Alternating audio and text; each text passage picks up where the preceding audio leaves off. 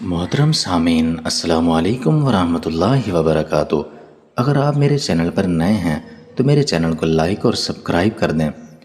ہمارے معاشرے میں نظر بد لگنے کا اصل منبع یہ ہے کہ ہم کسی چیز کے بھی دیکھ کر ماشاءاللہ نہیں کہتے، اور ایسے وقت کہ آپ علیہ الصلوۃ والسلام جان گئے تھے کہ امت ایک وقت آئے گا جب نظر بد کا شکار ہوگی، اس لیے آپ علیہ الصلوۃ والسلام نے اپنی امت کو اس سے بچنے کے لیے دعا فرما دی۔ اب یہ ہمارا کام ہے کہ ہم سنت پہ چل کر اس عذاب سے بچ سکیں۔ نظر بد لگنا آج کل کے دور میں عام بات ہے، مگر اس کا علاج نہ کیا جائے تو یہ مہلک بن جاتی ہے۔ حضرت عائشہ صدیقہ رضی اللہ تعالیٰ عنہ فرماتی ہیں، حضرت محمد صلی اللہ علیہ وسلم ان کلمات کے ذریعے دم کیا کرتے تھے: اذهب البأس بالناس بیدک الشفاء لا کاشف له الا انت۔ اے لوگوں کے پروردگار، اس بیماری کو دور کر دے، آپ ہی کے قبضہ قدرت میں شفا ہے، اس بیماری کو آپ کے علاوہ کوئی دور کرنے والا بھی نہیں ہے۔ ان کلمات کو پڑھ کر اپنے اوپر اور اپنے بچوں پر پڑھ کر دم کر دیں۔ پانی پر دم کر کے بھی اسے پیا جا سکتا ہے اور بچوں کو بھی پلا دیں۔ انشاءاللہ اللہ پاک آپ کو اور آپ کے بچوں کو نظر بد سے محفوظ رکھیں گے، اور اگر نظر لگ گئی ہے تو اس کا اثر ختم کریں گے۔ بری موت سے بچنے کا نبوی نسخہ۔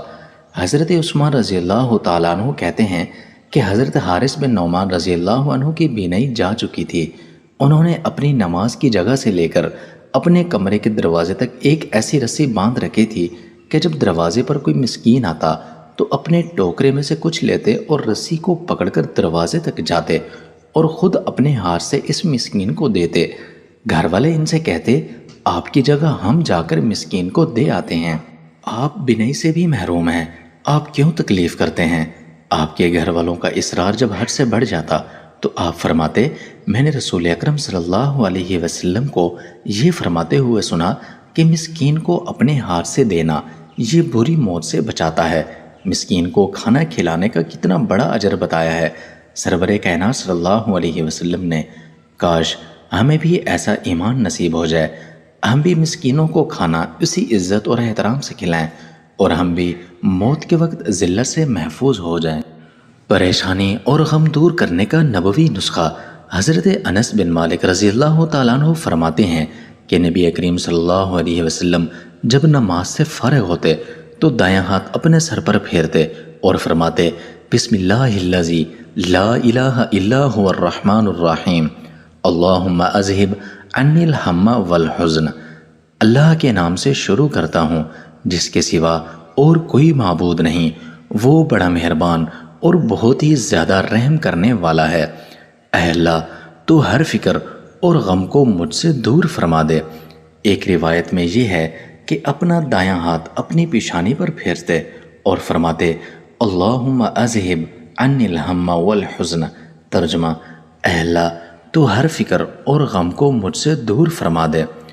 پڑوسی کے شر سے بچنے کا نبوی نسخہ۔ حدیث مبارکہ میں ایک واقعہ آتا ہے کہ ایک شخص حاضر ہوا، اس نے عرض کیا، یا رسول اللہ صلی اللہ علیہ وسلم، میرا پڑوسی مجھے اتنا ستاتا ہے کہ اس نے میری زندگی تلخ کر دی ہے۔ میں نے خوش آمدیں کر لیں، سب کچھ کر لیا، مگر ایسا موذی ہے کہ رات دن مجھے ایذا پہنچاتا رہتا ہے۔ یا رسول اللہ صلی اللہ علیہ وآلہ وسلم، میں کیا کروں؟ میں تو عاجز آ گیا ہوں۔ آپ صلی اللہ علیہ وسلم نے فرمایا، میں آپ کو ایک تدبیر بتاتا ہوں، وہ یہ کہ سارا سامان گھر سے نکال کر سڑک پر رکھ دیجئے اور سامان کے اوپر بیٹھ جا، اور جو آئے پوچھے کہ بھئی گھر کے ہوتے ہوئے سڑک پر کیوں بیٹھے ہوئے ہو، تو آپ کہنا کہ پڑوسی ستاتا ہے۔ اللہ کے رسول صلی اللہ علیہ وسلم نے کہا کہ بھئی گھر چھوڑ دو۔ اس واسطے میں نے گھر چھوڑ دیا۔ چنانچہ لوگ آئے، پوچھا کہ بھئی گھر کیوں چھوڑ دیا؟ گھر موجود ہے، سامان یہاں کیوں رکھا ہوا ہے؟ اس نے کہا، جی کیا کروں، پڑوسی نے ستانے میں انتہا کر دی۔ اللہ کے رسول صلی اللہ علیہ وسلم نے کہا کہ بھئی گھر چھوڑ دیجئے، تو جو سنے وہ کہے، لعنت اس پڑوسی کے اوپر جو آ رہا ہے، واقعہ سن رہا ہے، لعنت لعنت کرتا ہے۔ مدینہ میں صبح سے شام تک ہزاروں لعنتیں اس پر ہوئیں، یہاں تک کہ اس پر لعنتوں کی تسبیح پڑھی جانے لگی۔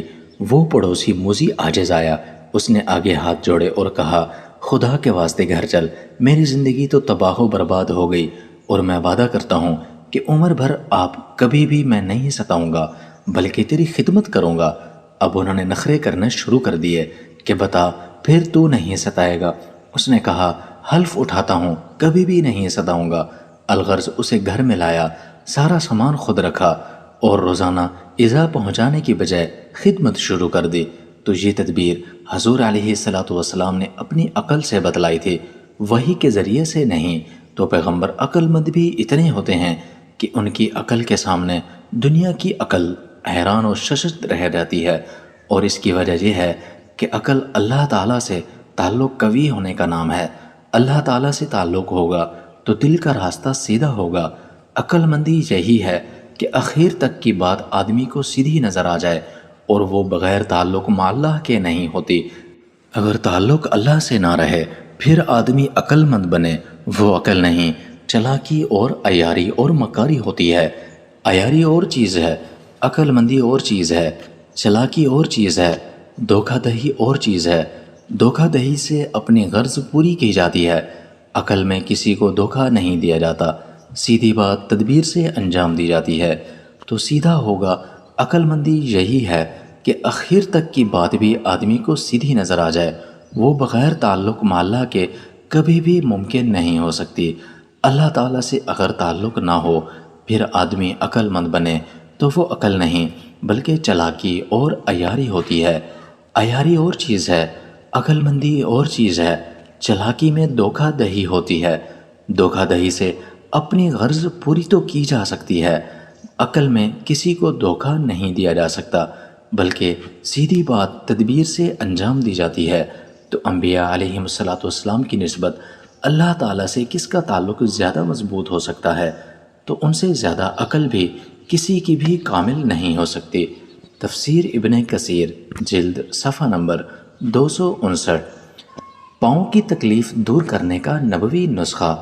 حضرت عثمان رضی اللہ تعالی عنہ فرماتے ہیں کہ حضور اکرم صلی اللہ علیہ وسلم نے ایک جماعت یمن بھیجی اور ان میں سے ایک صحابی رضی اللہ تعالیٰ عنہ کو ان کا امیر بنایا، جن کی عمر سب سے کم تھی۔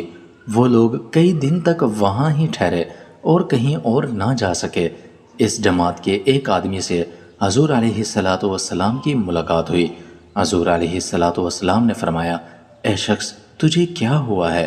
تم ابھی تک یہاں سے کیوں نہیں گئے؟ اس نے عرض کیا یا رسول اللہ صلی اللہ علیہ وآلہ وسلم، ہمارے امیر کے پاؤں میں بہت زیادہ تکلیف ہے۔ چنانچہ آپ صلی اللہ علیہ وسلم اس امیر کے پاس تشریف لے گئے اور بسم اللہ و باللہ اعوذ باللہ و قدرتہ من شر ما فیہا 7 مرتبہ پڑھ کر اس آدمی پر دم کیا، اور وہ آدمی اسی وقت بالکل ٹھیک ٹھاک اور تندرست ہو گیا۔ اولاد سے تکلیف دور کرنے کا نبوی نسخہ۔ جب کسی انسان کو اللہ تبارک و تعالی اولاد کی عظیم نعمت سے نوازتا ہے یا سرفراز فرماتا ہے تو اس کے شکرانے کے طور پر اس سے متعلق چند احکام متوجہ ہوتے ہیں، جن کا ذکر احادیث مبارکہ میں بہت زیادہ تفصیل سے آیا ہے۔ اولاد کی ولادت کے وقت یعنی پیدا ہونے کے بعد دہنے کان میں اذان اور بائیں کان میں اقامت کہنا، اچھا نام رکھنا، تہنیک کروانا یعنی کسی نیک آدمی سے کھجور یا اس جیسی کوئی میٹھی چیز چبوا کر نو مولود کے منہ میں لگانا، 7ویں دن عقیقہ کرنا اور اس کے سر کے بال منڈوانا اور بال کے بقدر چاندی یا اس کی قیمت کا صدقہ ادا کرنا، یہ اعمال سنت اور مستحبات میں سے ہیں۔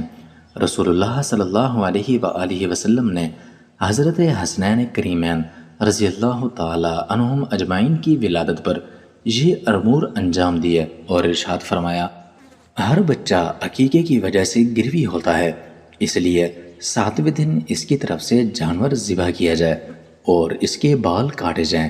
بخاری شریف۔ ایک اور حدیث مبارکہ میں ارشاد فرمایا ایک لڑکے کے ساتھ ایک عقیقہ ہے، اس کی طرف سے خون بہاؤ اور تکلیف کو ہٹا دو۔ ترمذی شریف۔